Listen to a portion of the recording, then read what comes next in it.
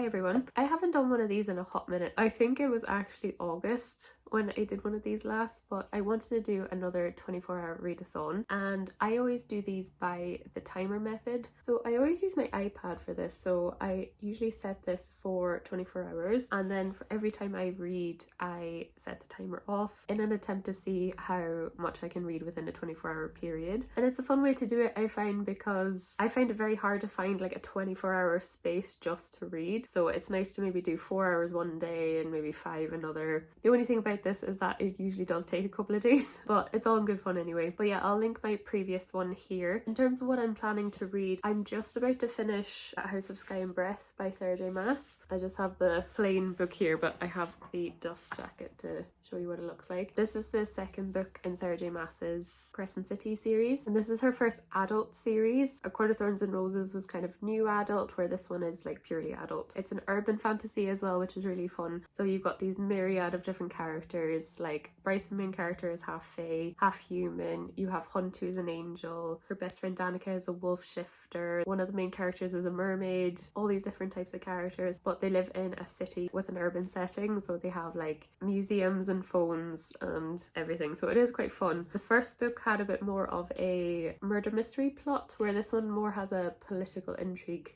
plot, but I'm really enjoying them. I honestly think I enjoyed the plot of the first book more than this one. However, I think I enjoyed the process of reading this one more because I understood the world and understood the characters. I always love reading books 2, 3 and 4 in a series because you're already familiar with it, where the first book took a little bit in terms of like world building and stuff. But yeah, Flame and Shadow is coming out really soon. I think actually today. I think it's today. I'm filming this on the 30th of January. That's coming out today. I got my pre-order email, so that should be coming in the post soon. So I am very much nearly ready for that book. I think I only have just over 100 pages to go. I'm on chapter 64. I'm on page 680. Nearly done. I will finish this in this readathon. Also, in terms of the rest of my TBR, I think I'm going to read some of the Lore Olympus books. So I read volume 1 last year, but I'd really like to get to volume 2 and 3 maybe. Volume 6 I think is coming out in May, so I wanted to get a few of these read. This again is an urban fantasy, but it's a graphic novel. This is a webtoon that has been turned into a graphic novel, and it's about Hades and Persephone, and it's like an urban fantasy retelling of like Greek mythology and Greek gods. It has some really dark themes in it, but it's still like really light and fun as well, and I remember the first one being quite funny. So yeah, I'd like to read a few of these maybe in between other books. I have some potentials. I do have actually a February TBR, and my February TBR video should be out already, so again I'll link that. I'll probably start my February TBR in this video. So I would really like to get to Bridgerton number 2. So this is the Viscount Who Loved Me by Julia Quinn. So this is probably more well known as the Netflix series that's out,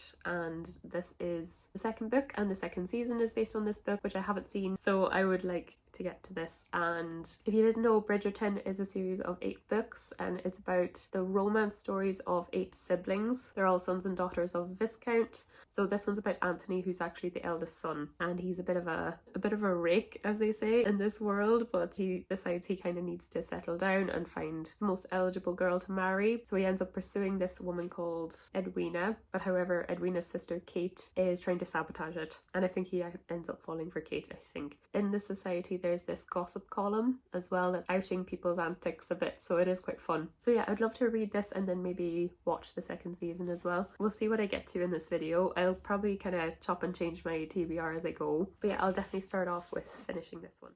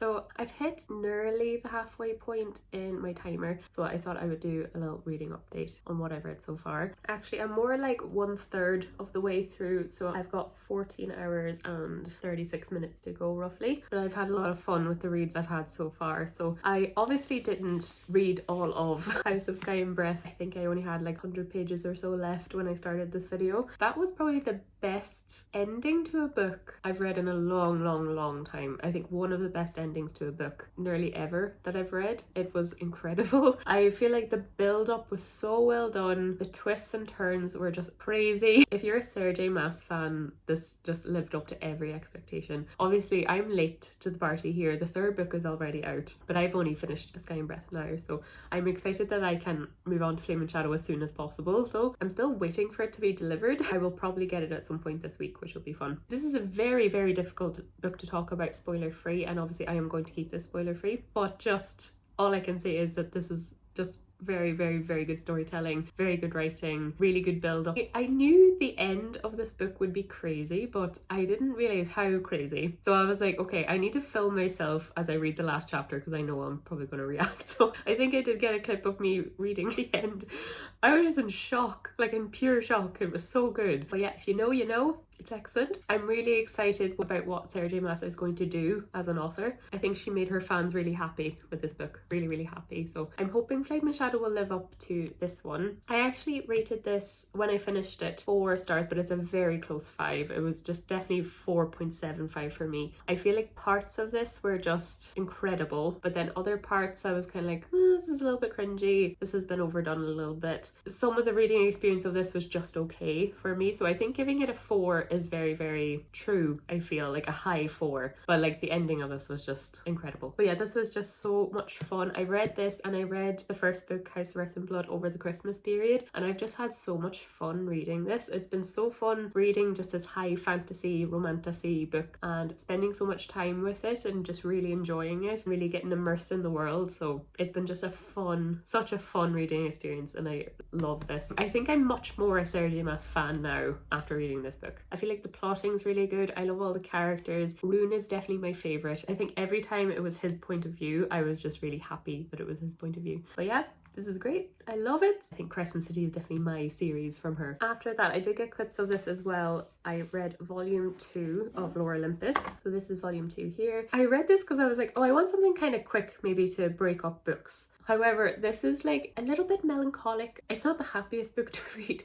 As I mentioned before at the start of this video, this is very humorous, but it's also very dark as well. It has like very dark tones. There is kind of a melancholiness to this book. In this one, you have Persephone kind of settle into Olympus a little bit more. She kind of forms a friendship with Hades. They're kind of noticing all the obstacles in their lives between the two of them. It's definitely a good setup for a series, I feel. Like, I feel like book 1 was a bit much more of a introduction, and this one is like, okay, this is how the story will flow, and I really did enjoy this. But yeah, just definitely can be a little bit heavy, I think, so just be maybe pre-warned before you start reading this. But I think the balance of the heavy and funny is really well done, and I love the art style. I just think she's got a very humorous, really beautiful art style. I really like how each Greek god has a colour. So obviously Hades is blue and Persephone is pink, but then all the others actually have a colour as well. So good stuff. I definitely will move on to volume 3 very soon, actually, after I finish Bridgerton, I think. Okay, so I'm not finished this. I'm on page 200, I think, and there is like 350 pages, so I'm just over the halfway point. And I am so pleasantly surprised by this book because I didn't love the first one. I think this is pretty well known at this point that the first book has a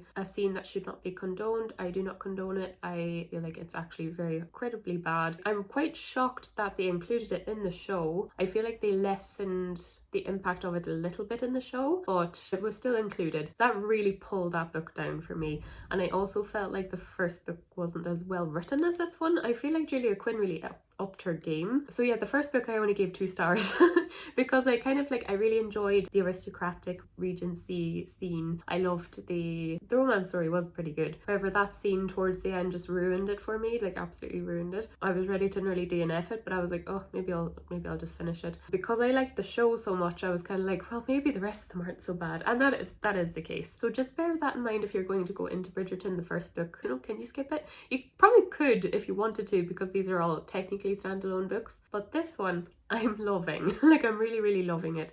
So this is, as I mentioned before, it's about Anthony, who's the eldest son of the Bridgerton siblings. He has decided that he wants to settle down and get married. He has his reasons, and I don't want to give them because I feel like that's a bit spoilery, but his motivations really make sense, and how he's been acting really makes sense now that you're in his head. So he decides he's going to marry this girl called Edwina. She's definitely the most eligible girl in society at the time. However, her older sister Kate absolutely hates the Viscount. She does not want Edwina to marry him. The main trope of this obviously is enemies to lovers. They genuinely hate each other. Anthony and Kate, they get off seriously on the wrong foot. But the chemistry in this is really well done. Like, the chemistry between Anthony and Kate is very believable, and the fact that he doesn't have any chemistry with Edwina is really believable too. So I think the chemistry between the characters, and obviously that's the most important thing in a romance book. So I think it's really well done. I feel like Julia Quinn's writing isn't, I don't think it's incredible, but it's not bad either. I feel like it actually improved much more in this book, but at the same time it's pretty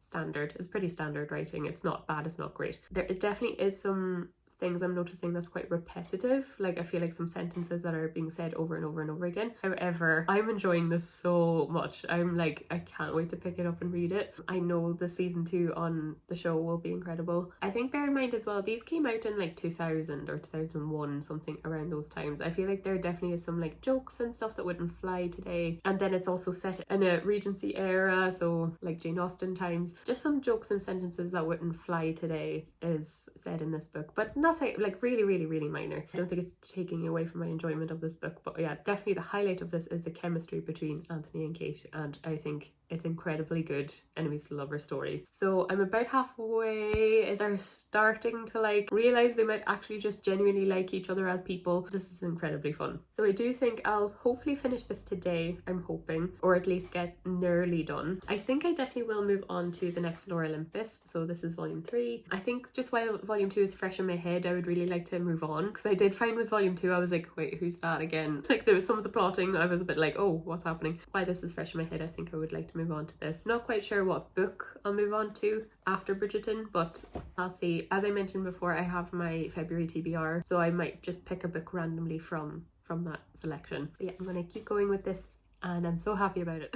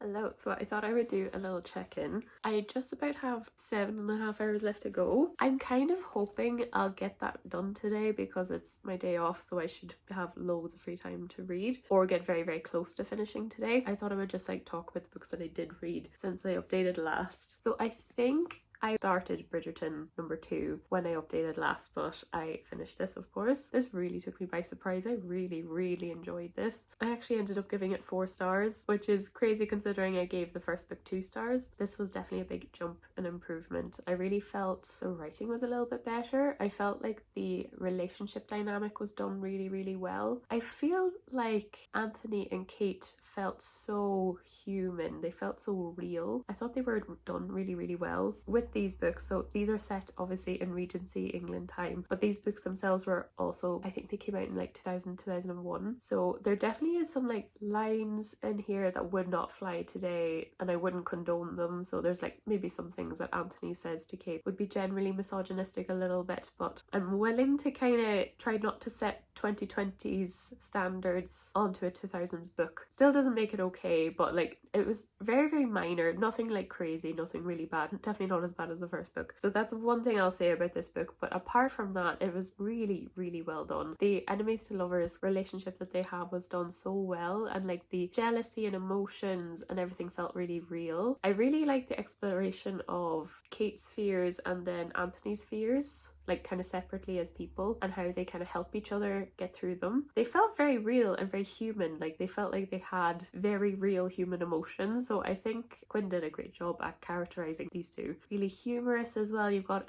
Kate playing a game, Pall Mall I think it's called, with the Bridgertons, and they're just super competitive with each other. You can see how they still really despise each other but still trying to fight attraction. I thought the plotting was pretty good. I was kind of worried that I was like, oh, this could fall really flat very easily, like how things are resolved, but it didn't. Actually, it kept me like pleasantly surprised every single chapter. I really enjoyed this. So this was quite surprising how much I really, really liked it. So yeah, I would recommend, if you didn't love the first book, definitely give the second book a try at least. Yeah, I'm very excited to get on to books 3 and 4 now. I've watched some of the show. I think I've watched 2 episodes of it and I'm really liking it so far. Obviously things are like a little bit different. It's really, really good. So I really enjoyed the book, really enjoying the show so far. Just a really fun reading experience, really. I also finished volume 3 last night of Lore Olympus. I really liked this too. This really explored a bit more of Hades, like his work and the underworld. Also things are a little bit more out in the open, especially for Persephone. So she's kind of finally telling people some things. As I mentioned, there's definitely some darker elements to this that some people might find hard to read. So do just bear in mind when you go into Lore Olympus, but I think this is just so well done. I just love how it's drawn so well. It's done so humorously. Like when Smith wants to be humorous, she does it really well. So yeah, the balance of dark and humor is excellent, as I said before. But yeah, this was fun. I really enjoyed that things were just a little bit more out in the open for Persephone. And yeah, I really liked the exploration of like, or the understanding of the underworld, like where Hades lives. So yeah, really, really good. A really good graphic novel. I actually don't own 4 and 5, so I actually just placed an order last night. So hopefully I'll get to 4 and 5 really, really soon. I also picked up the next Vampire Diaries. I don't know if you can tell, I've got them all here. This is book number 2, and these are so quick to get through. I picked this up, I was away to get my nails done, and I was like, oh, I'll bring a small little book with me to read in Starbucks before I have to wait. You know, I'm 70 pages in, and that was very low effort to get there.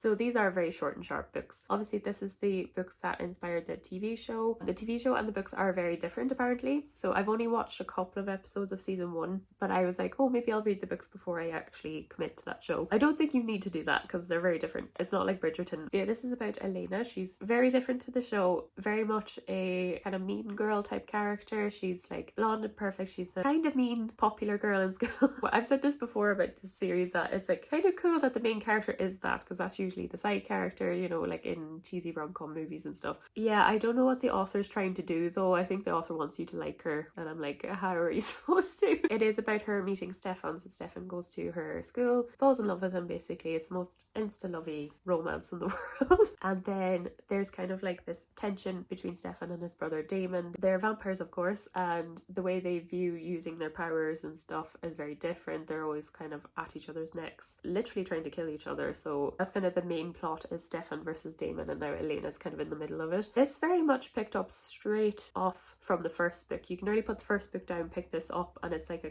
complete continuation. So well, I will say, like, I think the plotting of this is pretty good actually, and I think that's the main strength of this series. However, I feel like the writing is very weak, and I think the characters are quite weak, and I think the relationship dynamic between Elena and Stefan was done way too quickly. It was just, there was no build up to their relationship at all. The writing's very simple. I actually like really rolled my eyes because I feel like the author says the same sentence. I just noticed she said twice within 20 pages that winter was a unforgiving season, she thought. That sentence was mentioned twice within 2 chapters, I think. I was like, that's a strange thing. The writing's not awful, but it is very simplified. Yeah, just things aren't fleshed out enough. However, I think the plotting is interesting enough for me to keep going, but I don't know, I might give a few of these books a try. The first 4 books are the first kind of part of the series, so I think if I really don't enjoy them, I probably won't continue. I most likely will finish this very quickly though, so I'm nearly at the halfway point. And yeah, I'll say the plot isn't totally predictable or anything like that. The plotting is decent. But yeah, I wanted to pick up short books, so I was like, oh yeah, sure. I've got 16 of these to read. I don't know if I'd recommend this. I have 7 hours left, so this will not take me 7 hours, so I probably will get starting on another book today as well. I have a couple of options. So these were on my February TBR. I had The Flat Share by Beth O'Leary, which is just a nice rom-com, and then I've got 2 romantic-y books, both in series that I'm in the middle of, so Court of Silver Flames and Kingdom of Flesh and Fire. And then actually Jodie from Vanilla Moon, she's actually doing a readathon this weekend with her Patreons, so I actually did pick out some books for some prompts that she put up. So I've got The Song of Achilles by Madeline Miller. This is like a friends to lovers romance. I've got The Cruel Prince by Holly Black. So apparently this is really good enemies to lovers, like really true enemies to lovers. I think it's Jude and Carden, like they're literally on opposite sides of a war, I think. I don't know how I feel about starting a brand new series though. I feel like I should keep going with a different series, but yeah, there's that. I've got another Beth O'Leary, which is The Road Trip, but this is a second chance romance book. So it's about, I think, 2 exes who have to travel together to a wedding. And then I also thought, I was like, oh, I'm in the middle of the Belladonna series as well. So this is Foxglove. So this is kind of like a dark romance, but kind of romantic-y as well. So they're my options. I don't know, will I just like pick a random one out of a hat and see which one, but I think before I pick one, I will finish this first, and then I will let you guys know what I continue on with.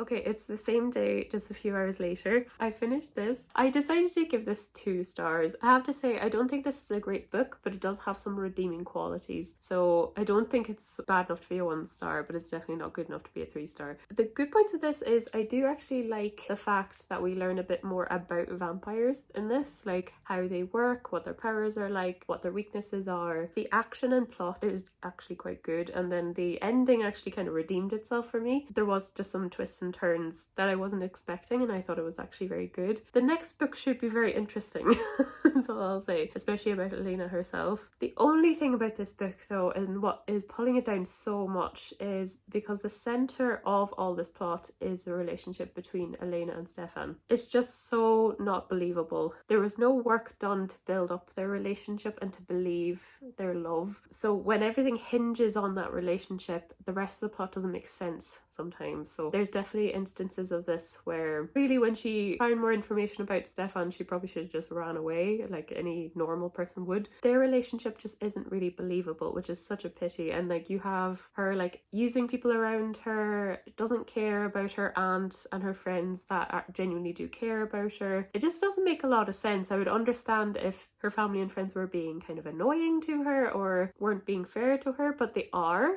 And then yeah, just there was just no build up to their relationship. And if you think about like other similar stories, let's say like Twilight, it's still a relatively silly kind of story, but you still believe that Bella and Edward really love each other. With this, I just can't. It was just done too quickly. These books are too short. It was just so insta-lovey. So it's just a pity, because I feel like actually the background and story of this and a vampire story like this could be quite strong if it was just executed a little bit differently, but their relationship is just too quick for it to be believable, and for us as the readers to feel what Elena is feeling. I just felt myself like agreeing with her aunt. You know, you really should be trying to root for the main character, but I just can't in this case. I just think she's acting very, very, very silly. So it was hard. It's just such a pity. I think their relationship just brings this down and just isn't executed well. But this is a very long series, so hopefully things will be fleshed out more. I don't know. But anyway, I think I'll give the series a bit of a rest for a while. But anyway, that's that. I really quite liked the ending. The twists were very good. As a romance story, I'm mad at this. As a vampire story, it's okay. Anyway, I don't think I would fully recommend this. I'm a bit intrigued to see the train wreck happen. So I didn't bring my iPad up with me, it's still downstairs, but I have about 5 hours left of the readathon to do, so I should get that done today, but I just need to pick something else to read. So I do have these books that I picked out. These are from like my own personal February TBR and for the prompts that Jodie gave us in her readathon. I'm really leaning towards A Song of Achilles by Madeline Miller, but I actually think I might randomize it. I think I might literally pick it out of a hat. I really like doing that. It gets rid of decision fatigue, so I'm gonna do that. And I thought I would do it on camera. I've got the names of these on a slip of paper. I'm just gonna pick one. Oh, fun. Okay. I picked up A Kingdom of Flesh and Fire, so that's perfect. So yeah, this is by Jennifer L. Armentrout. This is the second book in the From Blood and Ash series. So I've read the first book like this time last year, so I haven't continued on. And there is 5 books in the series, so I do want to keep going with it. This is kind of a vampire story as well, but it's actually more of a vampire werewolf coded story. Poppy is the main character of this. She's this, how do I describe it? She has to be found worthy of the gods in this kingdom. So she's kind of set apart. She's called the Maiden. She's supposed to be kind of isolated. She's not supposed to act on her feelings. Her only relationships are, she has like one companion that she's allowed to have, her friend Tawny, and then she has her guards. In the first book she has 2 guards, and one of them is kind of her like father-like figure, I suppose. He teaches her how to defend herself and use a knife. And then she has another guard called Hawk, and she sort of has a forbidden romance with him. I didn't love the writing style, but I really liked the action sequences in this and the twists and turns and plot of this. Hopefully the writing and editing has improved from book 2 on. I'm excited to read this. I better like read up on the first book to remember exactly what happened. I'm forgetting people's names and stuff. So, but yeah, I will read this for the next 5 hours anyway.